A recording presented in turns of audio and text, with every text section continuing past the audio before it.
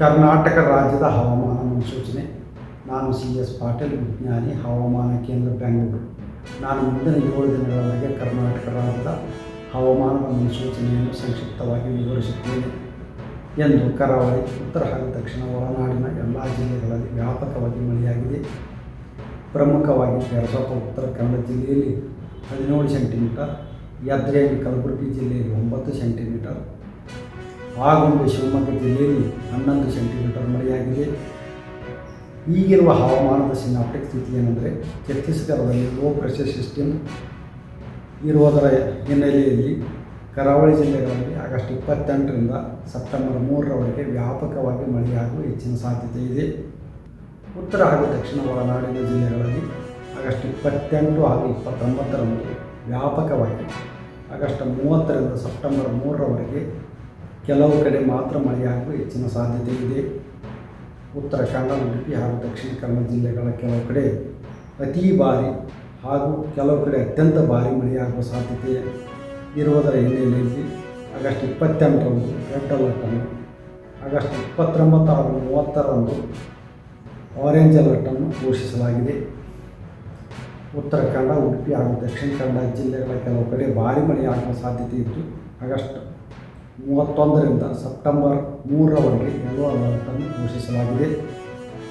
ಬೀದರ್, ಕಲಬುರಗಿ, ಯಾದಗಿರಿ, ಬೆಳಗಾವಿ, ವಿಜಯಪುರ, ಶಿವಮೊಗ್ಗ, ಚಿಕ್ಕಮಗಳೂರು ಹಾಗೂ ಕೊಡಗು ಜಿಲ್ಲೆಗಳ ಕೆಲವು ಕಡೆ ಭಾರಿ ಹಾಗೂ ಅತಿ ಭಾರಿ ಮಳೆಯಾಗುವ ಸಾಧ್ಯತೆ ಇದ್ದು, ಆಗಸ್ಟ್ 28ರಂದು ಆರೆಂಜ್ ಅಲರ್ಟನ್ನು, ಆಗಸ್ಟ್ 29ರಂದು ಯೆಲ್ಲೋ ಅಲರ್ಟನ್ನು ಘೋಷಿಸಲಾಗಿದೆ.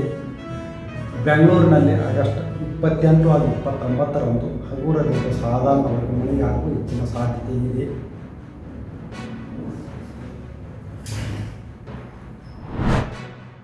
ಒಡ ಹುಟ್ಟಿದವ್ರನ್ನ ಬ್ರದರ್ಸ್ ಅಂತ ಕರೆಯುವಂಥದ್ದೇ ಬೇರೆ ಕಷ್ಟ ಆಗಿದೆ ಇವತ್ತು.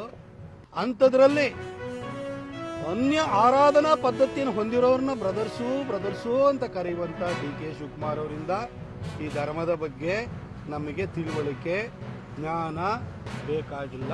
DK ಶಿವಕುಮಾರ್ ಅವರೇ, ಕಪಾಲಿ ಅಂದರೆ ಶಿವನ ಬೆಟ್ಟನೇ ನೀವು ಯೇಸು ಬೆಟ್ಟ ಮಾಡಿದವರು. ದಯವಿಟ್ಟು ಇದ್ರ ಬಗ್ಗೆ ನಮಗೆ ಬೋಧನೆ ಕೊಡಕ್ಕೆ ಬರಬೇಡಿ. ಅದ್ರ ಜೊತೆಗೆ DK ಶಿವಕುಮಾರ್ ಅವ್ರಿಗೆ ಹೇಳಲಿಕ್ಕೆ ಬಯಸ್ತೀನಿ, ಶಿವಕುಮಾರ್ ಅವರೇ, ಸಿದ್ದರಾಮಯ್ಯನವರು ಬಾನು ಮುಸ್ತಾಕ್ ಅವರನ್ನ ಯಾಕಾಗಿ ಇಲ್ಲಿ ದಸರಾ ಉದ್ಘಾಟನೆ ಕರೆದಿದ್ದಾರೆ ಅಂತ ತಿಳ್ಕೊಂಡಿದ್ದೀರಿ? ನಿಮ್ಮ ಪಕ್ಷ ಕಾಂಗ್ರೆಸ್ಸಿಗೆ ಇವತ್ತು ಬಂದು ಸಿದ್ದರಾಮಯ್ಯನವರು ಸಮಾಜವಾದಿ ಹಿನ್ನೆಲೆಯಿಂದ ಬಂದು ಹೊಕ್ಕಿದ್ದಾರೆ. ಅಲ್ಲಿ ನಿಮಗೆ ಕಾಂಗ್ರೆಸ್ನವ್ರಿಗೆ ಮೂರ್ಖರಿಗೆ ನಿಮ್ಗೆ ಅರ್ಥ ಆಗ್ತಾ ಇಲ್ಲ. ಅಹಿಂದ ಅಂತ ಬಂದು ಕಾಂಗ್ರೆಸ್ ಒಳಗಡೆ ಸೇರ್ಕೊಂಡ್ರು. ಅದಾದ ನಂತರ ಯಾವ ಮುಸಲ್ಮಾನರು ಬಂದು ಕರೀಲಿಲ್ಲ, ಟಿಪ್ಪು ಜಯಂತಿ ಮಾಡಿರೋ. ಯಾಕೆಂದರೆ ಮುಸಲ್ಮಾನರು ಸಾಲಿಡಾಗಿ ನನ್ನ ಜೊತೆ ಹಿಂದಿರಬೇಕು. ಕಾಂಗ್ರೆಸ್ನವ್ರು ಏನಾದ್ರೂ ಕೂಡ ಅಲ್ಲಾಡ್ಸಕ್ಕೆ ಬಂತು ಅಂತಂದರೆ ಮುಸಲ್ಮಾನರೆಲ್ಲ ನನ್ನ ಜೊತೆ ಇದ್ದಾರೆ ಅಂತ ಒಂದು ಬ್ಲ್ಯಾಕ್ ಮೇಲ್ ಮಾಡಬೇಕು. ಹಾಗೆ ಅಹಿಂದ ಅಂತ ಅಂದ್ಕೊಂಡ್ರು, ಬ್ಯಾಕ್ವರ್ಡ್ ನನ್ನ ಜೊತೆ ಇದೆ ಅಂದರು, OBC ನನ್ನ ಜೊತೆ ಇದ್ದಾರೆ ಅಂತಂದರು. ಈಗ ನೀವು ಚೇರ್ನ ನವೆಂಬರ್ನಲ್ಲಿ ಹೇಳಕ್ಕೆ ಬೀಳಿಸ್ತೀರಿ ಅಂತ ಅವ್ರಿಗೆ ಗೊತ್ತು. ಅದಕ್ಕೋಸ್ಕರವಾಗಿ ಮುಸಲ್ಮಾನರು ನನ್ನ ಜೊತೆ ಇದ್ದಾರೆ ಅಂತ ಜೋರಾಗಿ ಇನ್ನೊಂದ್ಸರಿ ಅಬ್ಬರಿಸೋದಕ್ಕೋಸ್ಕರ ಈ ಬಾನು ಮುಸ್ತಾಕ್ ಅವ್ರನ್ನ ಕರೆದಿದ್ದಾರೆ. DK ಶಿವಕುಮಾರ್ ಅವರೇ, ಇದನ್ನು ಅರ್ಥ ಮಾಡ್ಕೊಳ್ಳಿ. ಸಿದ್ದರಾಮಣ್ಣ ನಿಮ್ಮನ್ನ ಕುರ್ಚಿಯಿಂದ ದೂರ ಮಾಡೋದಕ್ಕೋಸ್ಕರ ಇದು ಮಾಡ್ತಿರೋದು. ನೀವು ಅದನ್ನು ಅರ್ಥ ಮಾಡ್ಕೊಳ್ಳೋದಲ್ಲೇ ಈ ಧರ್ಮದ ಬಗ್ಗೆ ಏನೇನೋ ಮಾತಾಡೋಕ್ಕೆ ಹೋಗ್ಬೇಡಿ ಸರ್. ಧರ್ಮದ ಬಗ್ಗೆ ನಮ್ಮೆಲ್ಲರಿಗೂ ಕೂಡ ಅಲ್ಪ ಸ್ವಲ್ಪ ತಿಳುವಳಿಕೆ ಇದೆ. ನೀವು ಅದ್ರ ಬಗ್ಗೆ ನಮಗೆ ಜ್ಞಾನವನ್ನು ಕೊಡೋಕ್ಕೆ ಹೋಗ್ಬೇಡಿ. ಸಿದ್ದರಾಮಯ್ಯವರು ನಿಮಗೆ ಚೇರ್ ಬಿಟ್ಟು ಕೊಡಬಾರ್ದು ಅನ್ನೋ ಕಾರಣಕ್ಕೋಸ್ಕರ ಇವೆಲ್ಲ ನಾಟಕ ಮಾಡ್ತಿದ್ದಾರೆ. ಯಾವ ಮುಸಲ್ಮಾನರು ಬಂದು ಬಾನು ಮುಸ್ತಾಕ್ ಅವ್ರನ್ನ ದಸರಾ ಉದ್ಘಾಟನೆ ಕರೀರಿ ಅಂತ ಯಾರೂ ಹೇಳಿರಲಿಲ್ಲ. ಯಾಕೆಂದರೆ ಅಲ್ಲಾಹನ್ ಬಿಟ್ಟರೆ ಬೇರೆ ಯಾರನ್ನೂ ಕೂಡ ಪೂಜನೆ ಮಾಡೋಂಗಿಲ್ಲ, ಸ್ತುತಿಸೋಗಿಲ್ಲ. ಅಲ್ಲಿ ವಿಗ್ರಹಾರಾಧನೆ ಅನ್ನೋದು ನಿಷಿದ್ಧವಾಗಿದೆ. ನೀವು ಟಿಪ್ಪು ಜಯಂತಿ ಮಾಡಿರೋ ಜನ್ಮದಿನಾಚರಣೆನೂ ಕೂಡ, ಅಥವಾ ನಿಮಗೆ ಬರ್ಡೇನೂ ಆಚರಣೆ ಮಾಡೋಂಗಿಲ್ಲ ಇಸ್ಲಾಮಲ್ಲಿ, ಅದು ನಿಷಿದ್ಧವಾಗಿದೆ. ಇದು ಟಿಪ್ಪು ಜಯಂತಿ ಮಾಡಿರೋ, ಯಾಕೆ ಮಾಡಿರೋ? ಮುಸಲ್ಮಾನರನ್ನು ಕೂಡ ಸಿದ್ದರಾಮಯ್ಯನವರು ಮಂಗೆ ಮಾಡ್ತಾ ಇದ್ದಾರೆ. ಅದು ಅರ್ಥ ಆಗ್ತಾ ಇಲ್ಲ. ಶಿವಕುಮಾರ್ ಅವರೇ, ನಿಮಗೂ ಅರ್ಥ ಆಗ್ತಾ ಇಲ್ವಲ್ಲ ಸರ್? ಮುಸಲ್ಮಾನರಿಗೂ ಇದು ಅರ್ಥ ಆಗ್ತಿಲ್ಲ. ಸಿದ್ದರಾಮಯ್ಯನವರು ನಮ್ಮ ಓಟ್ ಮೇಲೆ ಅಷ್ಟೇ ಕಣ್ಣಿಟ್ಟಿದ್ದಾರೆ ಅಂತ. ಏನು ಮಾಡಿದ್ದಾರೆ ಇವರು?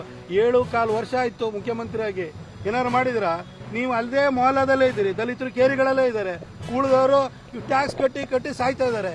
ರಾಜ್ಯಕ್ಕೆ ಏನಾದ್ರು ಬಂದಿದೆಯಾ? ಕುರ್ಚಿ ಮಾತ್ರ ಸಿದ್ದರಾಮಯ್ಯನವ್ರದ್ದು ಭದ್ರವಾಗಿದೆ. ಇದನ್ನು ಅರ್ಥ ಮಾಡ್ಕೊಳ್ಳಿ ಸರ್. 100% ಇದು ಸಿದ್ದರಾಮಯ್ಯನವ್ರನ್ನ ಯಾರಾದರೂ ಮುಸಲ್ಮಾನರು, ಅಲ್ಲಾಹುನಲ್ಲಿ ನಂಬಿರುವಂಥ ಮುಸಲ್ಮಾನರು ತಾಯಿ ಚಾಮುಂಡೇಶ್ವರಿ ಎದುರುಗಡೆ ತಲೆಬಾಗಿ ಅಂತ ತಮ್ಮ ಧರ್ಮೀಯರನ್ನು ಕಳಿಸ್ಕೊಡ್ತಾರ ಹೇಳಿ? ಈ ಸಿದ್ದರಾಮಯ್ಯನವ್ರದ್ದು 100% ಪಾಲಿಟಿಕ್ಸ್ ಇದು.